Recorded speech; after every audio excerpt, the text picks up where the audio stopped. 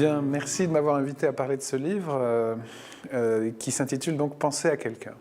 Et le but de ce livre, pour moi, c'était de montrer que certaines pensées qui sont importantes pour tout le monde, qui sont quotidiennes, mais qu'on oublie très vite, sont en réalité fondamentales pour comprendre notre vie et pour comprendre aussi la pensée dans notre vie. Ces pensées, ce sont des pensées très simples.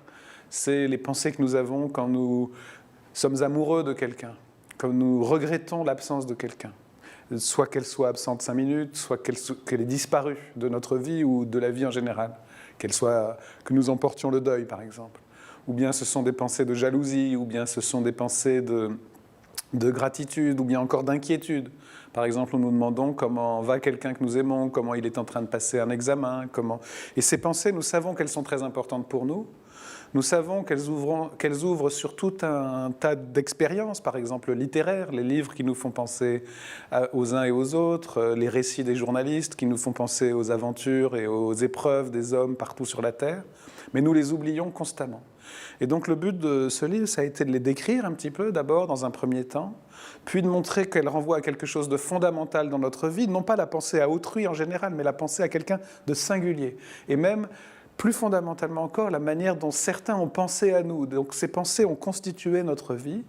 Et c'est aussi la manière de montrer comment ces pensées ouvrent en effet sur toute la culture, pour le meilleur et pour le pire, pour nous intéresser aux autres et à nous-mêmes, et aussi pour nous détourner des autres et de nous-mêmes, donnant lieu à des manipulations morales et politiques. Et donc, évidemment, si vous ouvrez ce livre, vous allez peut-être trouver que certaines pensées de ce genre n'y sont pas décrites toutes en détail. Je parle de l'amour, du deuil, de la jalousie, de l'admiration, mais l'inquiétude d'un ami pour un autre ami, je l'évoque en passant, mais on ne peut pas tout décrire. J'ai pris un certain nombre de pensées au début, avec certaines expériences. Par exemple aussi, quand nous parlons de quelqu'un, nous évoquons son style très singulier. Ce qui m'importe, c'est de penser à quelqu'un, c'est-à-dire que c'est différent de penser à quelque chose, mais aussi à autrui en général.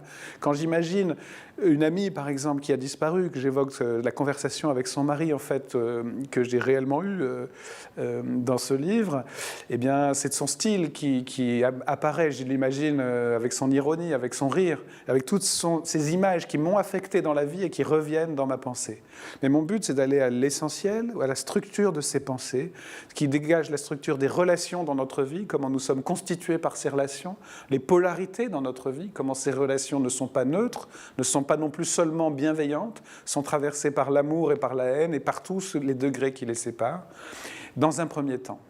Et aussi réhabiliter ces pensées, parce que la philosophie a toujours cherché à les dépasser. On comprend pourquoi, par exemple, ces pensées nous rendent malheureux. Est-ce qu'il ne faut pas situer ces pensées individuelles de notre petite personne dans un cadre plus général?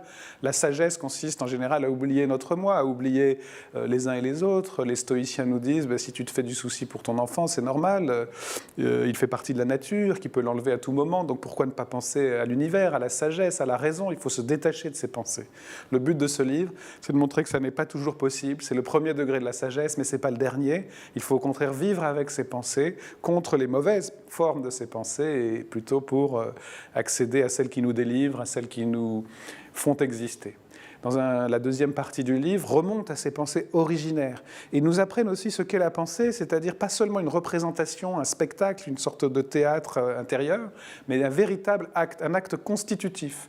Et dans le chapitre central du livre, j'essaye de montrer comment penser à quelqu'un rejoint des actes concrets du corps, des actes concrets de soins en particulier, et comment, inversement, les pratiques, comme des pratiques du soin, ne consistent jamais seulement à penser à quelque chose, mais à s'occuper de quelqu'un, avec ce que ça peut avoir de constitutif, mais aussi de créateur, c'est-à-dire pas seulement pour venir en aide s'il a un problème, mais vraiment le constituer, lui, individuellement. Qu'est-ce que c'est qu'exister, moi, toi ou lui, concrètement, pas un « je pense » abstrait, mais lui ou elle qui pense plus ou moins bien, dont les pensées le constituent ou le détruisent. La pensée est une force dans nos vies.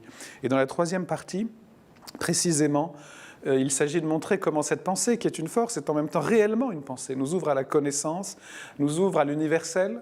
On peut penser à des causes, la justice, ou bien à des vérités, mais toujours à travers des expériences singulières. Il est frappant de penser que quand nous pensons à la justice, nous pensons à un principe, mais aussi aux actes de certains hommes. Et de même à l'injustice, nous pensons certes à des principes qui sont transgressés, mais aussi à des salauds, pour le dire comme Sartre, à des petits actes individuels qui nous ont blessés. Et on est surpris parfois de l'importance qu'ils ont dans nos vies, du retentissement, de l'obsédant retentissement. Je repense sans cesse à certaines petites vexations, ou bien les actes les plus graves, donc des violences extrêmes, et nous pensons à une victime dont on nous a raconté l'histoire, ou à quelqu'un qui obsède nos vies. Et le politique a bien compris que l'importance de la pensée à quelqu'un. Parfois on l'oublie.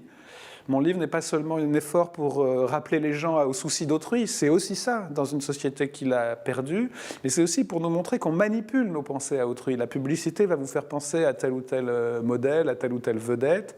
Le cinéma va soit nous raconter vraiment l'histoire de quelqu'un, soit nous focaliser sur l'image d'une star sans nous raconter une histoire. Nous fixer sur une image sans nous donner un sens.